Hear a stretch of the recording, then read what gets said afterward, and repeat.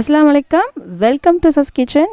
இன்றைக்கி நம்ம ஒரு 4 வகையான சட்னி தான் பார்க்க போகிறோம். இது எல்லாமே இட்லி, தோசை, சப்பாத்தி எல்லாத்துக்குமே ரொம்ப சூப்பராக இருக்கும். இப்போ வாங்க ஃபஸ்ட்டு நம்ம பார்க்க போகிறது தக்காளி பச்சடி தான். இப்போ வாங்க இது எப்படி பண்ணலாம் அப்படின்றத பார்க்கலாம். நான் ரஃப்பாக கட் பண்ணி வச்சுருக்கேன். நான் எனக்கு 1/2 கிலோ செஞ்சு காமிக்கிறேன். நீங்கள் 1 கிலோ கூட ட்ரை பண்ணலாம். இதை வந்து மிக்ஸி ஜாருக்கு சேர்த்துக்கலாம். இதை சேர்த்துக்கு ரொம்ப டைம்லாம் எடுக்காதுங்க, ரொம்ப ஈஸி தான். ஒரு 1/2 மணி நேரத்துக்கு செஞ்சு முடிச்சிடலாம். மிக்ஸி ஜாரில் சேர்த்துட்டேன். இதுக்கு 1/2 கிலோ தக்காளிக்கு 3 டேபிள் ஸ்பூன் அளவுக்கு தனி மிளகாத்தூள் எடுத்திருக்கேன். இது கூட ஒரு சின்ன லெமன் சைஸ் அளவுக்கு புளி எடுத்திருக்கேன். இது கூட உப்பு சேர்த்துக்கலாம். உப்பு சேர்த்து கொஞ்சம் குறைன்னு அரைச்சிட்டு வந்துடலாம். ஃபஸ்ட்டு புளி எதுக்கு சேர்க்குறோன்னா கெட்டு போகாமல் இருக்கிறதுக்கு தான் புளி சேர்த்துருக்கோம். அரைச்சிட்டு வந்துட்டேன். இது கூட ஒரு 10 பல் இல்லைனா 7-8 பல் அளவுக்கு பூண்டு எடுத்துக்கோங்க. இதையும் சேர்த்து கொஞ்சம் குறைன்னு அரைச்சிட்டு வந்துடலாம். பல்ஸ் மோட்லேயே அரைச்சிக்கோங்க. அரைச்சிட்டு வந்துட்டேன். இப்போ வாங்க அடுப்பக்கம் போகலாம். அடுப்பில் ஒரு கடாய் வச்சுருக்கேன். இதில் 100 ml அளவுக்கு நல்லெண்ணெய் எடுத்துக்கோங்க. இதுக்கு நல்லெண்ணெய் தான் நல்லாயிருக்கும். எண்ணெய் கொஞ்சம் சூடாயிருச்சு. இப்போ இதில் 1 டேபிள் ஸ்பூன் அளவுக்கு கடுகு எடுத்திருக்கேன். கடுகு நல்லா பொரியணும். இப்போ நல்லா பொரிஞ்சிட்ருக்கு. இந்த அளவுக்கு நல்லா புரிஞ்சதுக்கப்புறம் தான் உளுந்தம்பருப்பு சேர்க்கணும். 1 டேபிள் ஸ்பூன் அளவுக்கு உளுந்தம்பருப்பு, ஒரு 1/2 டேபிள் ஸ்பூன் அளவுக்கு கடலைப்பருப்பு, இது கூட 1 டேபிள் ஸ்பூன் அளவுக்கு சீரகம், ஒரு 1/2 டேபிள் ஸ்பூன் அளவுக்கு வெந்தயம். இது நல்லா பொரிஞ்சு வரணும். எல்லாம் கரிஞ்சிடக்கூடாது, நல்லா பொரிஞ்சு வரணும். இப்போது ஒரு கைப்பிடி அளவுக்கு கருவேப்பிலை எடுத்திருக்கேன். இதையும் சேர்த்துக்கலாம். இதுவும் சேர்த்து நல்லா பொரியணும். இது கூட ஒரு 5-6 வத்தல் எடுத்திருக்கேன். பிச்சு போடல, முழுசாகவே தான் சேர்த்துருக்கேன். இதுவும் நல்லா செவந்து வரணும். நல்லா செவந்து வந்துட்டுருக்கு பாருங்கள். இப்போ இது கூட ஒரு 7 பல் பூண்டு வந்து நசுக்கி வச்சுருக்கேன். அதை நம்ம சேர்த்துக்கலாம்.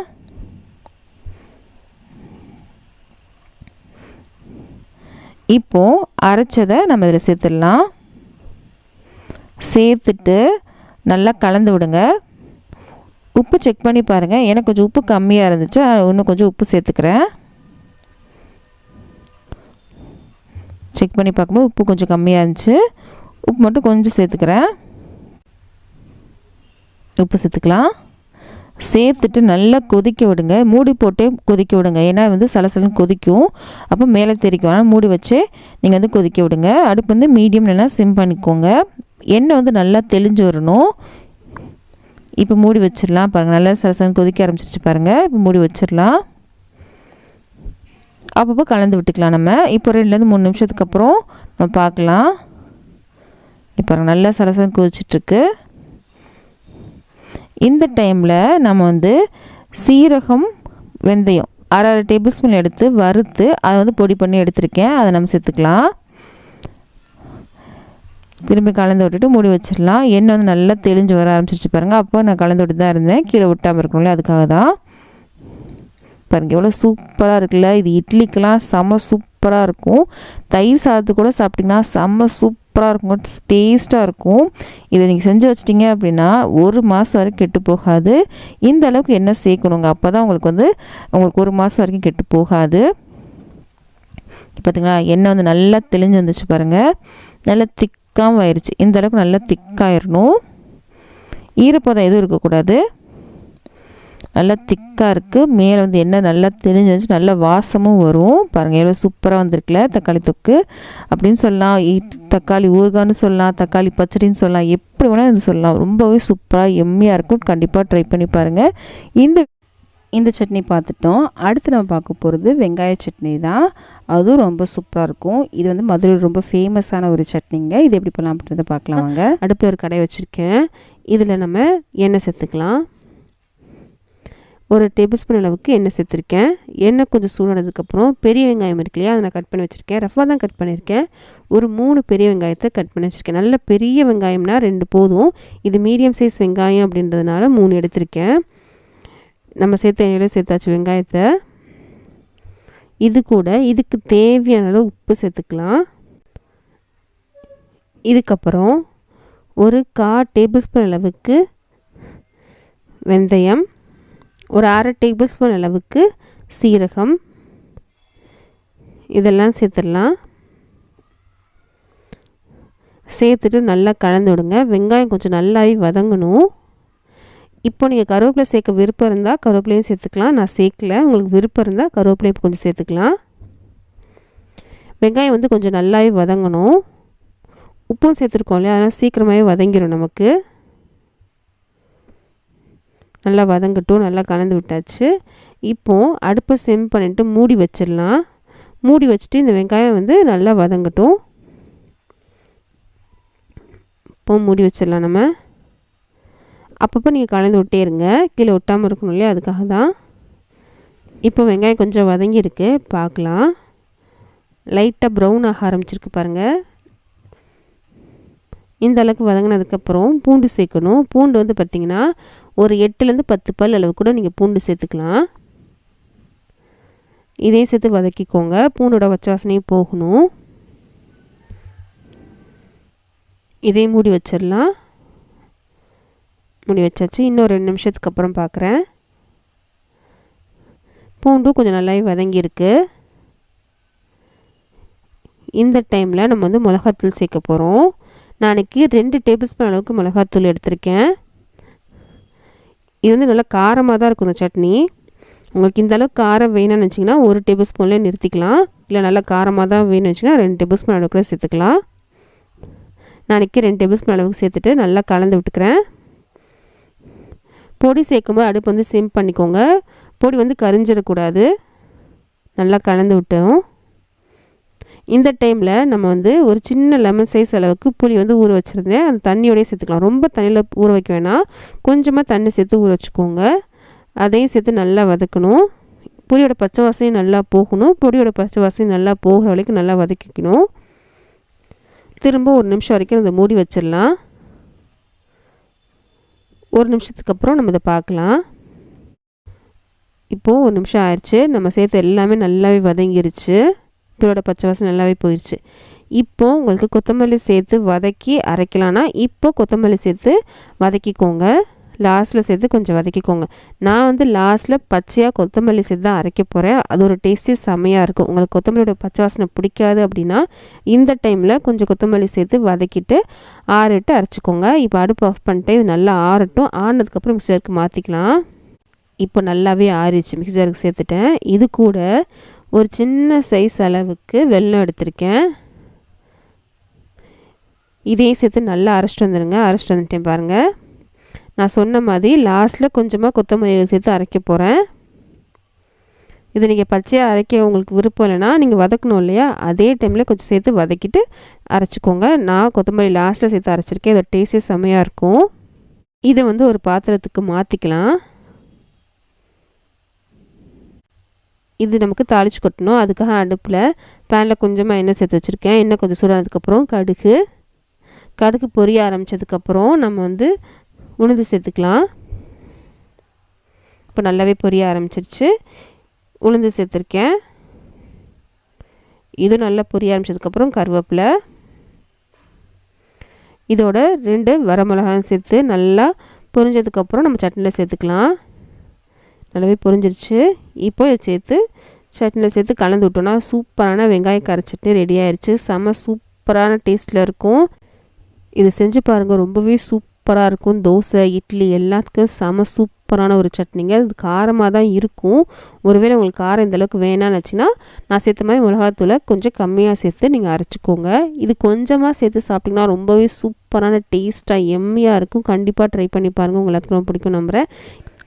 வெங்காய கார சட்னி ரெடி ஆயிடுச்சு. அடுத்து நம்ம பார்க்க போகிறது என்ன அப்படின்னா பீக்கங்காய் சட்னி தான். ரொம்பவே சூப்பராக இருக்கும். இந்த சட்னி எப்படி பண்ணலாம் அப்படின்றத பார்க்கலாம் வாங்க.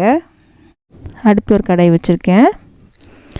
இதில் நம்ம 1 டேபிள் ஸ்பூன் அளவுக்கு எண்ணெய் சேர்த்துக்கலாம். சேர்த்தாச்சு. எண்ணெய் கொஞ்சம் சூடாயிடுச்சு. இதில் ஒரு 1/2 டேபிள் ஸ்பூன் அளவுக்கு கடலைப்பருப்பு, 1/2 டேபிள் ஸ்பூன் அளவுக்கு சீரகம் எடுத்திருக்கேன்.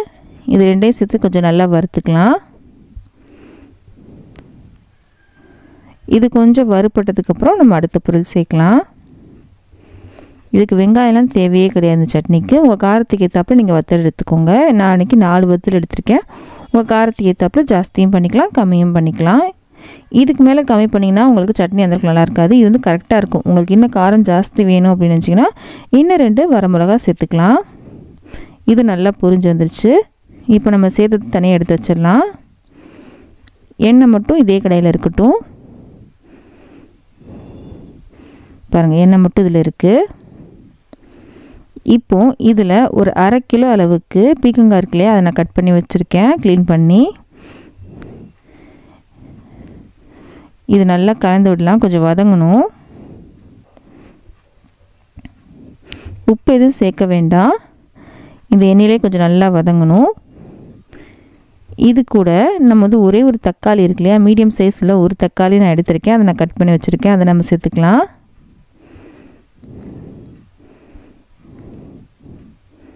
இது கூட ஒரு சின்ன லெமன் சைஸ் அளவுக்கு புளி எடுத்திருக்கேன். நம்ம தக்காளியும் சேர்த்துருக்கோம், புளியும் சேர்க்கணுமான்னு கேட்காதீங்க. தக்காளி வந்து பைண்டிங்காக தான் சேர்த்துருக்கோம்.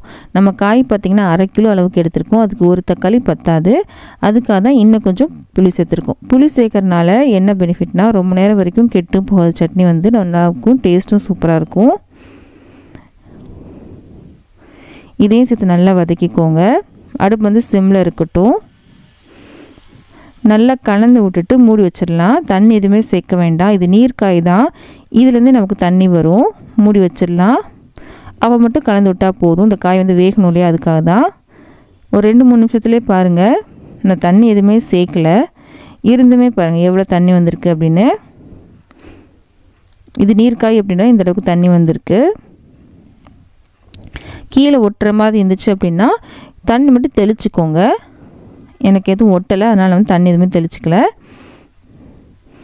இன்னும் காய் வந்து வேகலை, மூடி வச்சிடலாம். காய் வேகட்டும். அப்பப்போ இந்த மாதிரி கலந்து விட்டுக்கோங்க. இப்போ எனக்கு ஒரு 6லேருந்து 7 நிமிஷம் ஆயிடுச்சு. இப்போ காய் வெந்துருச்சான்னு பார்க்கலாம். காய் பாருங்கள் நல்லாவே வெந்துருச்சு.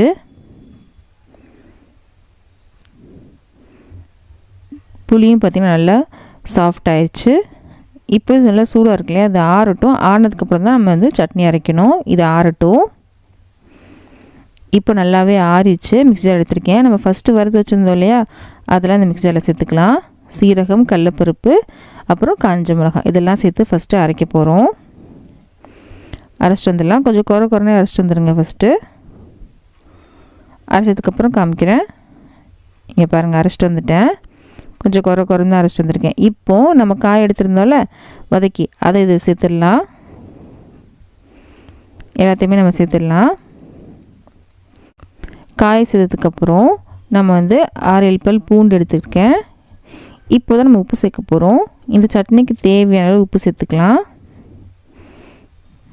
சேர்த்தாச்சு. இது கூட ஒரு கைப்பிடி அளவுக்கு கொத்தமல்லி இலைகள் எடுத்திருக்கேன். உங்களுக்கு கொத்தமல்லியோட பச்சை வாசனை பிடிக்காது அப்படின்னா நம்ம காய் வதக்கணும் இல்லையா, அதிலே சேர்த்து வதக்கிக்கலாம்.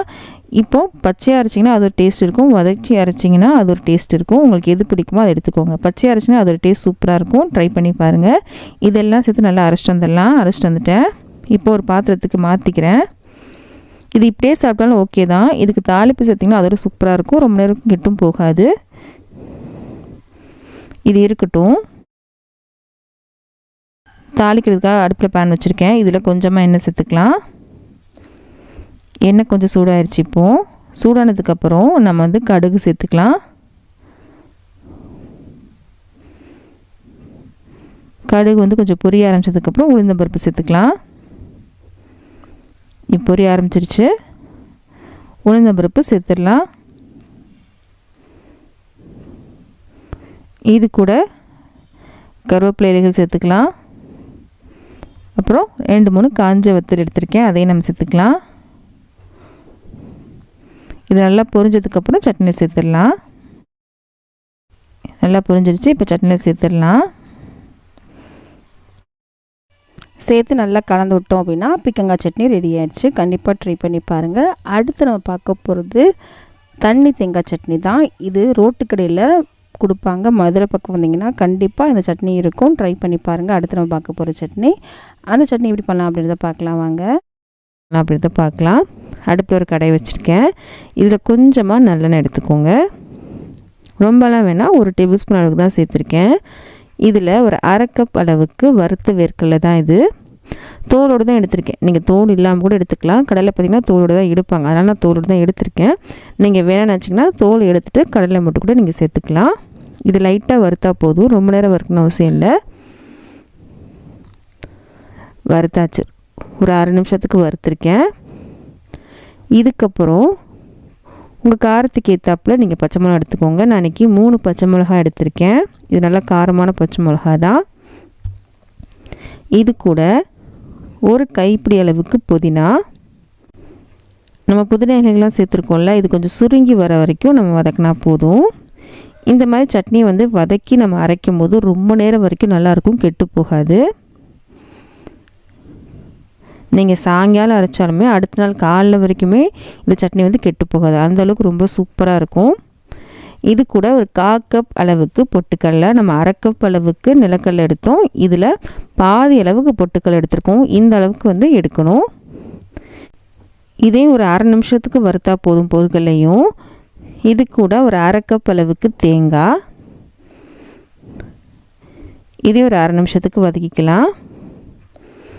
இது கூட ஒரு சின்ன சைஸ் அளவுக்கு புளி எடுத்திருக்கேன், அதையும் நம்ம சேர்த்துக்கலாம்.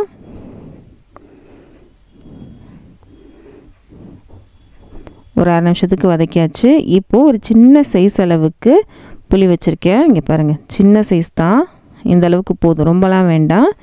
இதையும் சேர்த்து ஒரு 1/2 நிமிஷத்துக்கு வதக்கிக்கலாம். வதக்கிட்டு அடுப்பு ஆஃப் பண்ணிடலாம். இது ரொம்ப நேரம் வதக்கணும்லாம் அவசியமே கிடையாது. இப்போ ஒரு 1/2 நிமிஷம் ஆயிடுச்சு, அடுப்பு ஆஃப் பண்ணிட்டேன். இது சூடாக இருக்கும் இல்லையா, கொஞ்சம் ஆறுனதுக்கப்புறம் அரைச்சிக்கலாம். இது ஆறட்டும். ஆறுனதுக்கப்புறம் மிக்சியில் சேர்த்து அரைச்சிக்கலாம். இப்போ நல்லாவே ஆறிடுச்சு. ஒரு மிக்சர் எடுத்திருக்கேன். இப்போ நம்ம வதக்கி வச்சிருந்த எல்லாத்தையுமே மிக்சரில் சேர்த்துடலாம். சேர்த்துட்டோம். இது கூட முக்கியமான ஒரு பொருட்கள்லாம் சேர்க்க போகிறோம். ஒரு சின்ன வெங்காயம் ஒரு 5-6 எடுத்துக்கோங்க. இது சேர்க்கறனால டேஸ்ட் சூப்பராக இருக்கும். இது வதக்காமல் பச்சையாக அரைக்கும் போது செம சூப்பராக இருக்கும். இது கூட இந்த சட்னிக்கு தேவையான அளவு உப்பு, இதுக்கப்புறம் ஒரு கைப்பிடி அளவுக்கு கொத்தமல்லி இலைகளை எது எடுத்திருக்கேன். இதெல்லாம் கொஞ்சம் தண்ணி சேர்த்து நம்ம நல்லா அரைச்சிட்டு வந்துடலாம். தண்ணி சேர்த்து தான் அரைச்சிருக்கேன், கெட்டியாக தான் அரைச்சிருக்கேன். இப்போது நீங்கள் தண்ணி சேர்த்து கூட அரைச்சிக்கலாம், நல்லா தண்ணி சேர்த்து கூட அரைச்சிக்கலாம். இப்போ இதை வந்து ஒரு பாத்திரத்துக்கு மாற்றிக்கலாம்.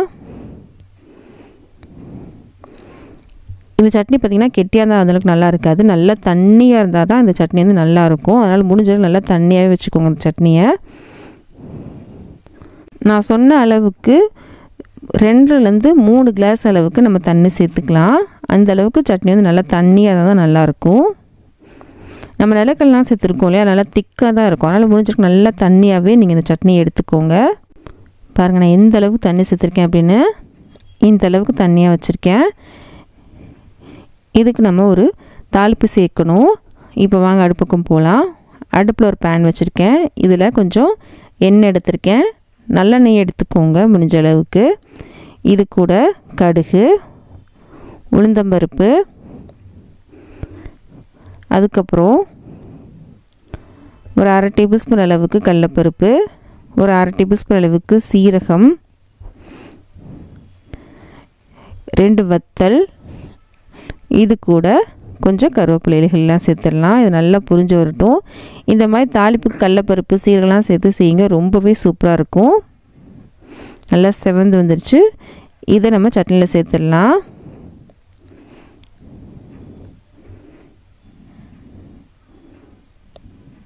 சேர்த்து நல்லா கலந்து விட்டோன்னா சூப்பரான தண்ணி சட்னி ரெடி ஆயிடுச்சு. செம்ம சூப்பராக இருக்கும். கண்டிப்பாக ட்ரை பண்ணி பாருங்கள், செம்ம டேஸ்ட்டாக இருக்கும். இட்லி தோசைக்கெலாம் செம்ம சூப்பராக இருக்கும். இது நீங்கள் ரொம்ப நேரம் வரைக்குமே வச்சுக்கலாம், கெட்டு போகாது. ரொம்பவே சூப்பராக இருக்கும். ஃப்ரிட்ஜில் வைக்கணும் அவசியம் இல்லைங்க, நம்ம புளி சேர்த்துருக்கோம், அதனால் சீக்கிரமாகவே கெட்டு போகவே போகாது. கண்டிப்பாக ட்ரை பண்ணி பாருங்கள், ரொம்ப சூப்பரான ஒரு சட்னிங்க. ட்ரை பண்ணி பார்த்துட்டு எப்படின்னு சொல்லுங்கள். இந்த வீடியோ பிடிச்சினா ப்ளீஸ் லைக் பண்ணுங்கள். லைக் பண்ணால் தான் அந்த வீடியோ நிறைய பேர் ரெக்கமெண்ட் ஆகும். நிறைய பேர் சப்ஸ்கிரைப் பண்ணாமல் தான் பார்த்துட்ருக்கீங்க, ப்ளீஸ் சப்ஸ்கிரைப் பண்ணுங்கள், அது மோட்டிவேஷனாக இருக்கும். இந்த மாதிரி ரெசிபிஸ்லாம் உங்கள் ஃப்ரெண்ட்ஸ்க்கும் ஃபேமிலிஸ்க்கும் பிடிக்கும் அப்படின்னா அவங்களுக்கு இந்த வீடியோ ஷேர் பண்ண மறக்காதீங்க. நம்ம அடுத்த சந்திக்கலாம்.